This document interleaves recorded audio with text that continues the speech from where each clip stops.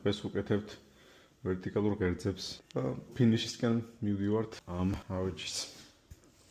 გავზომოთ ზუსტად რა სიმაღლეები გჭირდება, შემდეგ დავჭრით და დავაშურებთ. აქ გვაქვს 41 და 3 მმ. დავაყენეთ ხობი 51 და 3 მმ-ზე და გავატარებთ 2 ფიცარს. სანამ დავდებ, შემიძლია ეს 2 ფიცარი შევაერთო.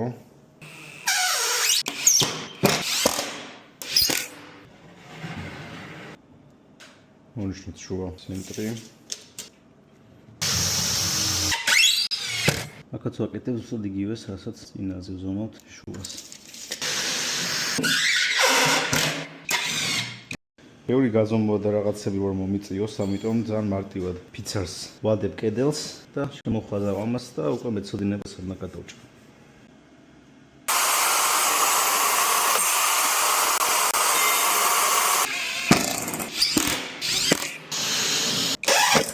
ახლა ბრაკეტებს დავაყენე, ახლა დაბლა და თითქმის მოვჭით.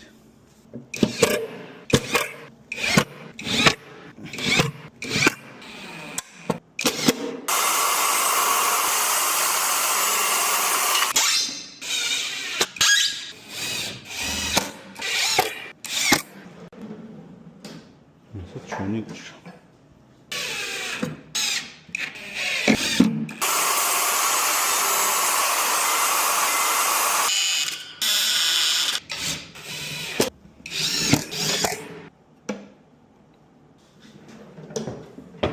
უჯრები მოვჭით, ახლა დაგვრჩა რომ კარებები გავაკეთოთ.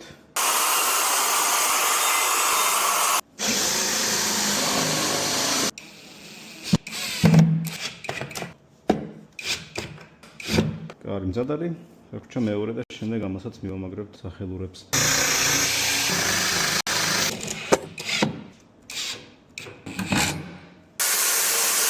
აი ამას ვამაგრებ დაბლა, რომ ეს კარები რომ დაიკეტება, ამაზე აცურდება ოდნავ და აღარ ჩამოიწიოთ დროთა განმავლობაში.